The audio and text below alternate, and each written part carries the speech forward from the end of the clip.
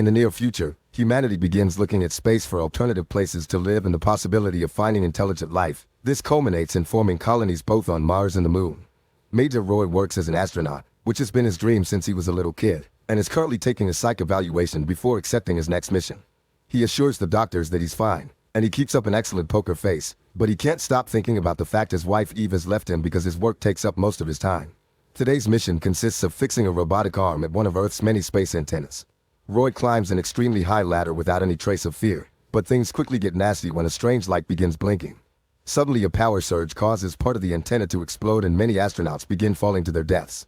Roy immediately goes looking for the power lever and shuts it down, but another explosion hits him and he falls as well.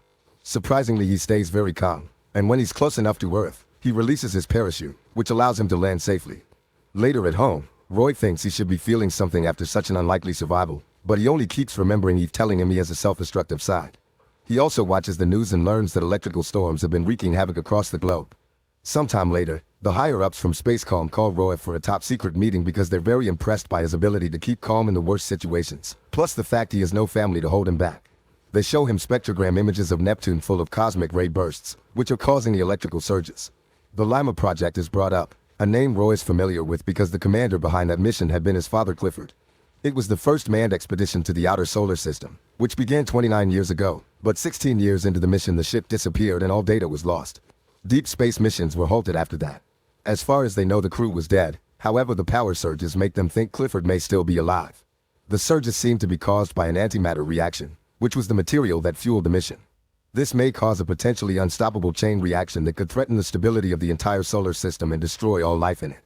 Spacecom wants Roy to travel to Mars and send a message to Clifford. Perhaps hearing his son's voice will finally make him send a sign back. Still keeping a poker face while hearing about his dad, Roy accepts the mission, although he knows he has no choice and they're just using him. Afterward, Roy begins getting ready for the trip and decides to watch the last video his father ever sent him, which was recorded right before he reached Neptune. The man left when Roy was still 16 and his message is mostly rambling about the possibility of finding life, but at least he ends it with an "I love you, son." At that moment, Roy is approached by Pruitt, an old friend of his father's that will also go on this mission. Pruitt wants to know if Roy is doing well emotionally, and when Roy explains he still thinks his dad is dead, Pruitt points out they need to be ready for the possibility that Clifford is hiding from them. The night before the mission, Roy tries to record a message for Eve, but in the end he doesn't know what to say and doesn't record anything. For the next psych evaluation, he admits he hasn't slept much but he still feels ready, so his trip is approved. Since the mission is completely secret, Roy will fly commercially to the Moon as a cover and then reach Mars from there. The journey is very calm, but all passengers are reminded that the Moon is borderless and many mining zones are disputed territories in a state of war. When they make it to the colony, Roy notices it's become a commercial recreation and thinks Clifford would have hated it all. Roy and Pruitt take the train to the Spacecom base and Pruitt explains nobody here knows about their mission either. The launch pad is on the other side of no man's land, so they'll have armed personnel to protect them. Roy wonders what was the last time Pruitt talked to his dad, and Pruitt confesses it had been a fight. Since Pruitt had thought of retiring, Clifford called him a traitor. Pruitt wonders if Roy is worried, but Roy admits he isn't. He thinks his dad is a hero and is disgusted by how Spacecom wants to paint him as the villain. At the base, Pruitt and Roy are assigned to rovers and they leave surrounded by soldiers. However, when they reach an open area, they're soon ambushed by pirates, who open fire on them. The two escorting rovers immediately go down, and Roy's suit gets punctured, but fortunately he manages to quickly fix it. The driver of his rover is shot too, and Roy pushes the body off to take over, driving among some of the base's structures to make some pirates crash. Then Roy tries to shoot at the remaining pirates, but they hit his rover with theirs and cause him to fall into a crater. Roy pretends he's lost control of the vehicle, and once the pirates are gone, he begins driving again, getting to escape through the darkness. The base launches some missiles to kill the pirates once they're far enough. When they finally make it to the launch pad, Pruitt confesses he was hurt during the attack and won't be able to go to Mars. Roy knows he should be upset over losing his safety blanket, but continues to bottle up his emotions. Before Roy leaves, Pruitt gives him a drive with confidential information, confessing it'll put Roy in grave danger because their higher-ups don't trust him. Roy gets in the rocket to Mars, where he meets the crew and Captain Tanner, who inform him Pruitt was taken for emergency surgery. This trip will last 19 days, and nobody in this crew knows Roy's real mission either. Mood stabilizers are distributed, but Roy hides in his suit instead of taking it. When he has a moment alone, he checks Pruitt's drive, which shows that Spacecom received an SOS signal from the Lima project crew that indicated Clifford intentionally disabled all external communications. If the mission isn't successful in contacting Clifford, then they must destroy the Lima project and Clifford himself to stop the surges. Roy wonders what happened to his dad and if he really lost control, remembering the fact Clifford had promised him they could work together someday, yet it never happened. Sometime later, they receive a distress call from a space station, and Tanner feels obliged to help them as protocol dictates. Roy wants to concentrate on his own mission, but his protests are ignored. Since the co-pilot is scared, Roy volunteers to go with Tanner to the space station, where they split to cover more ground. Roy finds some scratches on the walls, and when he reunites with Tanner, he finds him floating and shaking. When he comes closer, Roy discovers there's a baboon feeding on Tanner. The animal attacks as soon as it sees Roy, but he fights it and manages to shake it off by tasting it. Then a second baboon shows up, so Roy grabs Tanner and takes him into another room before closing the door hatch.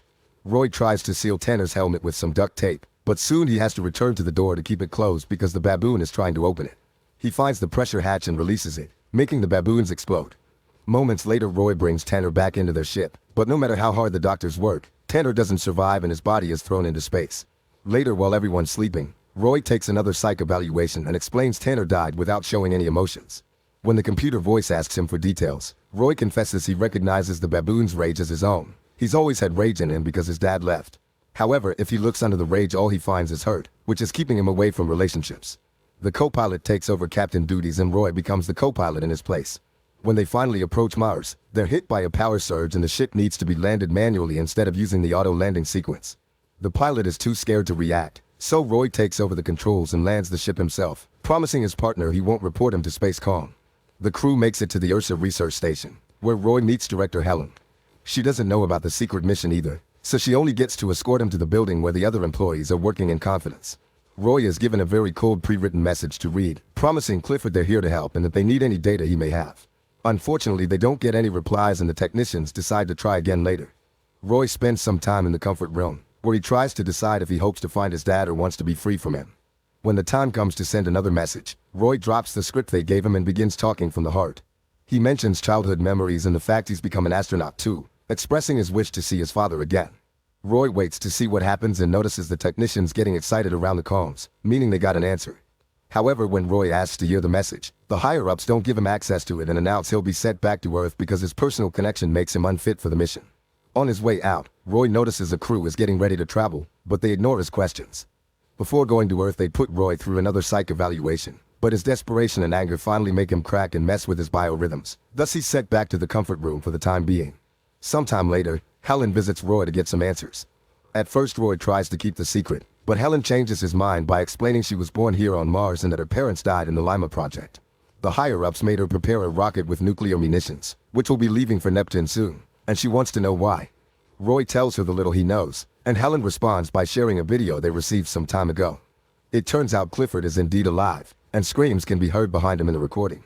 Clifford explains his crew started to boycott the mission because they wanted to go home, so he had no choice but to kill them all.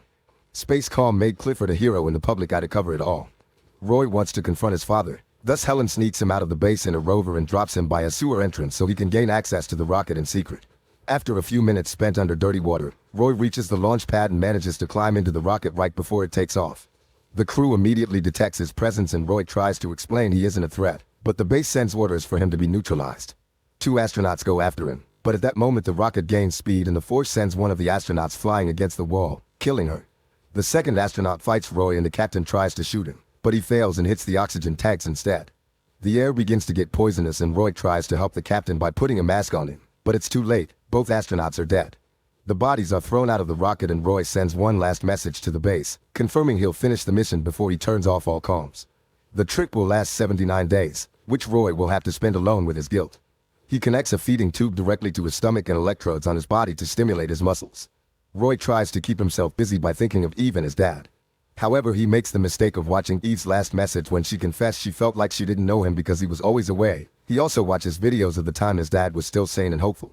All these clips make his mood tank, and Roy keeps dreaming of his childhood, his mother, his dad, and Eve. Roy used to wish he could be alone, but the loneliness on the ship is breaking his sanity as well, and he realizes how many people he's let down all these years and how selfish he's been. By the time he finally approaches Neptune, Roy is on the edge of losing it, but he manages to put himself together for the mission. He takes a shuttle to fly to the Lima station, but suddenly he gets hit by another power surge and the shuttle begins failing. Roy tries to dock to no avail, and trying to contact his father gets him no answers. He has no choice but to leave the pod and spacewalk into the Lima station.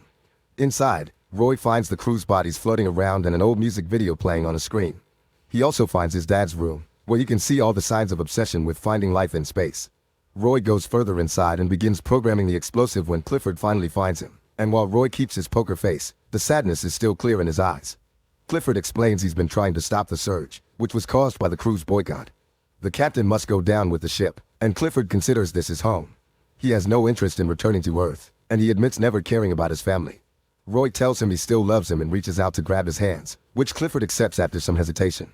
While Roy helps his dad get into his suit, Clifford says he's proud of his son for traveling all the way here and wonders if they could have made a better team, because his crew checked the data and when they found no signs of life, they immediately gave up. Roy points out this isn't a failure because now they know they are all they got. They activate the bomb to explode in 3 hours and leave the station, but as soon as they make it outside, Clifford tries to throw himself into space. Roy holds onto their anchoring rope to keep him close, but Clifford begs for freedom and Roy decides to grant him this last wish. The rope is unhooked and as Clifford floats away into the abyss, Roy finally allows himself to have a breakdown. He floats for a while, wondering if he should give up too, but then he realizes he still has one more chance. Using his suit's propellers, Roy returns to the Lima station and removes a panel door, which he uses to protect himself from the asteroids in order to cross Neptune's rings. As he makes his way back to the rocket, Roy remembers the last words his father told him while he downloaded the research data. Clifford said that by obsessing so much on finding life, he ignored all the beauty on the planet's surfaces. Roy hits the side of the rocket, and after rolling around for a bit, he manages to hold onto the railing and get back inside. He doesn't have enough fuel left, so he waits for Lima to explode and uses the shock wave to propel the rocket. Many days later, Roy lands safely on Earth and a group of soldiers immediately rescue him, assuring him the Lima data arrived safely as well. During his next psych evaluation, Roy says he's been sleeping well, and that he's aware of his surroundings. Now he's also very aware of his loved ones, so he's finally ready to commit and reunite with Eve to start things over.